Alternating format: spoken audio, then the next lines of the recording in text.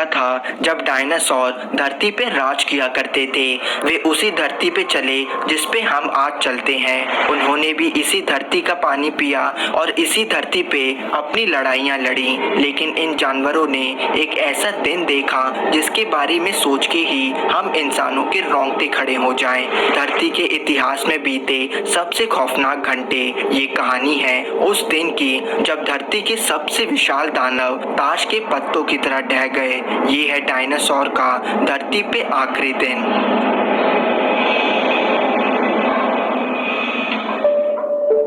धरती 6 करोड़ 50 लाख साल पहले, एक ऐसा समय जब तापमान आज के मुकाबले ज्यादा हुआ करता था।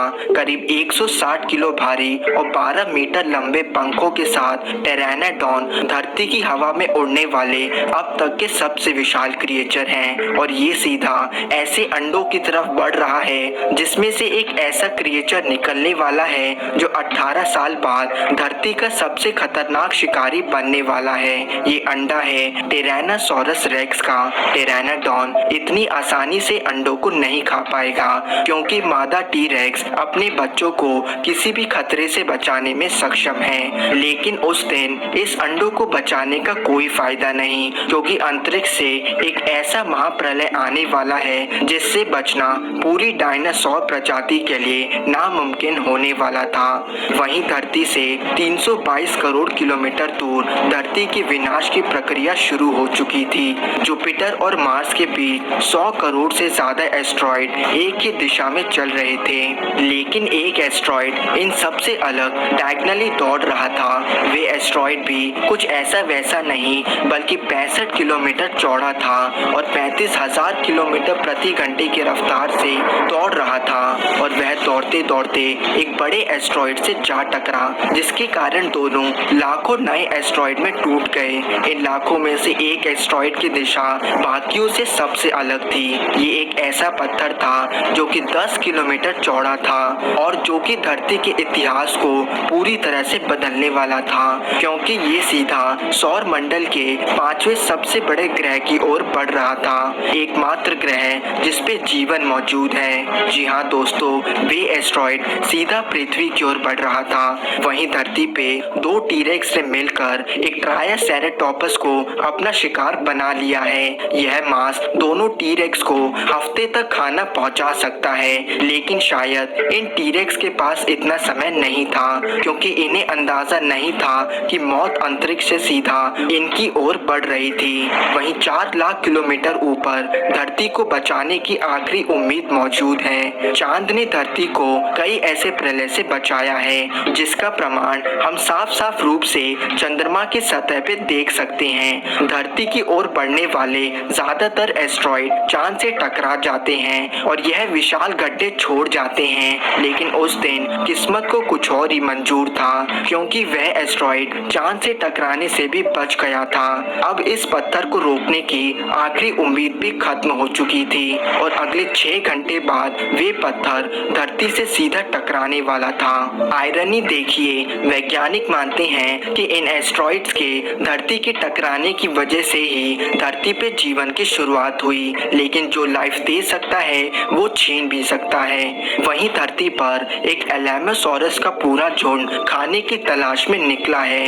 यह 20 मीटर बड़े और 12 मीटर लंबे दानव 30,000 किलोग्राम भारी थे और वे धरती पे चल चुके अब तक के सबसे विशाल लिविंग क्रिएचर हैं। कहते हैं कि इनके सेंसेस इतने तेज थे कि वे दूर से ही आने वाले खतरे को भांप लेते थे। लेकिन इस बार इन्हें भी कोई अंदाजा नहीं था कि इनकी तरफ क्या बढ़ रहा था। वहीं अंतरिक्ष में वह पत्थर तेजी से धरती की ओर बढ़ रहा था और अब 20 मिनट ही बचे थे जब वे सीधा सीधा धरती से टकराने वाला था। वे एस्ट्रॉइड करीब 65,000 किलोमीटर प्रति घंटे की रफ्तार से दौड़ रहा था।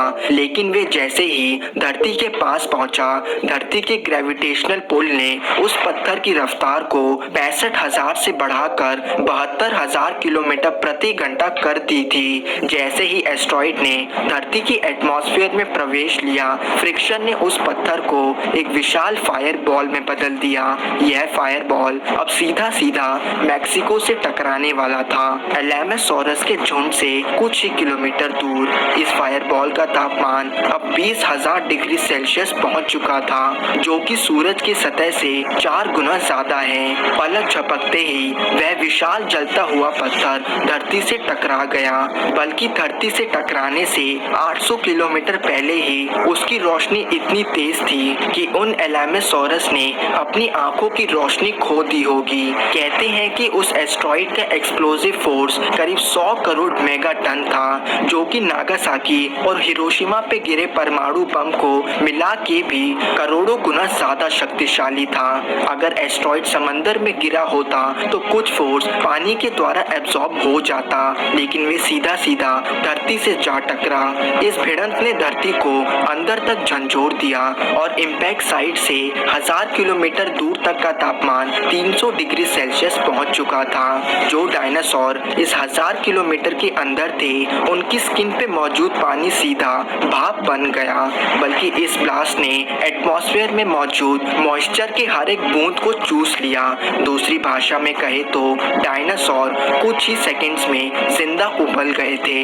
लेकिन तबाही अभी खत्म नहीं हुई थी, क्योंकि वे पत्थर धरती से टकराने के बाद हजारों छोटे पत्थरों में टूट गया था और अब वे पत्थर बारिश की बूंदों की तरह मौत के गोलों के रूप में आसमान से बरस रहे थे, जिसने बचे कुचे एलामासोरस को भी नहीं छोड़ा।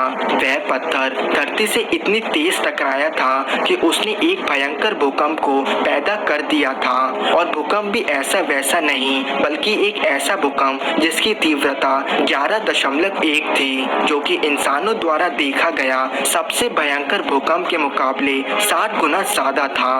उस समय धरती एक रिंगिंग बेल की तरह हिल रही थी। ब्लास्ट के कारण आसमान में डस्ट पार्टिकल का पूरा बादल बन चुका था, जो लाखों किलोमीटर विशाल था। इस क्लाउड को इजेक्टा क्लाउड से जाना गया, जो कि 16,000 किलोमीटर प्रति घंटे की रफ्तार से धरती को अपने चपेटे में ले रहा था, और देखते ही देखते सूरज की रोशनी आनी बंद हो गई और हर तरफ पूरा अंधेरा छा गया। ब्लास्ट को 1 घंटा भी नहीं हुआ था कि डायनासोर की 100 से ज्यादा प्रजातियां खत्म हो चुकी थी और नॉर्थ अमेरिका एक नर्क की तरह दिखने लगा था। इजेक्टा क्लाउड धीरे धीरे एशिया पहुंचा और इसका तापमान इतना ज्यादा था कि कुछ मिनटों में ही एशिया की धरती का तापमान 150 डिग्री सेल्सियस पहुंच गया। बल्कि इजेक्टा क्लाउड इतनी तेजी से बढ़ रहा था कि उसने आग के बवंडर बनाना शुरू कर दिया। इस बवंडर की रफ्तार इतनी तेज थी कि डायनासोर कागज की तरह हवा में तैर रहे थे।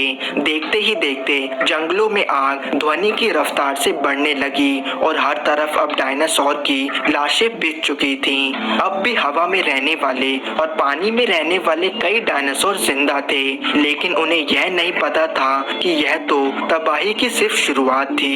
इम्पैक्ट के कारण धरती की वेजिटेशन पूरी तरह से तबाह हो चुकी थी और खाने के लिए लगभग कुछ भी नहीं बचा था।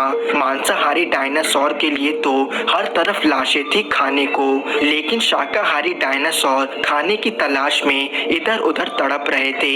भटकते भटकते वे समंदर के किनारे पहुंचे, जहां सब कुछ देखने में शांत था, लेकिन यह तो तूफान से पहले की शांति थी, क्योंकि ब्लास्ट ने समंदर की जमीन को अंदर से पूरी तरह से हिला दिया था, जिसके कारण सतह पे समंदर ने अपना सबसे भयंकर रूप ले लिया और कुछ ही सेकंड्स में 100 मीटर ऊंची लहरें मेगा सुनामी के रूप में उत्पन्न हो गईं, और जो डायनासोर खाने की उम्मीद से पहुंचे थे उन्हें अपनी मौत का सामना करना पड़ा। कहते हैं कि इसके बाद ऐसी कई सैकड़ों सुनामी आई और हर बार पहले से ज्यादा भयंकर, जिसने पानी में रहने वाले कई डायनासोर को खत्म कर दिया। इतना ही नहीं, ब्लास्ट से उत्पन्न सेस्मिक वेव्स ने भयंकर वोल्केनोस को भी जगा दिया, जिसने डस्ट पार्टिकल के साथ मिलके हवा को जहरीला बना दिया। हैरानी वाली बात थी कि इतना सब कुछ होने के बाद भी कई डायनासोर जिंदा थे, लेकिन उनकी प्रजातियां लगभग खत्म हो चुकी थी। जिस प्रजाति ने धरती पे 16 करोड़ साल तक राज किया, वे देखते ही देखते कुछ दर्जन ही बचे थे और वे भी कुछ समय में खत्म हो गए और डायनासोर हमेशा के लिए धरती की जमीन में समा गए। उस दिन ने हमें यह सिखाया कि धरती पे असली राज सिर्फ प्रकृति का है। धन्यवाद दोस्तों। अगर वीडियो पसंद आई हो तो लाइक करें, शेयर करें और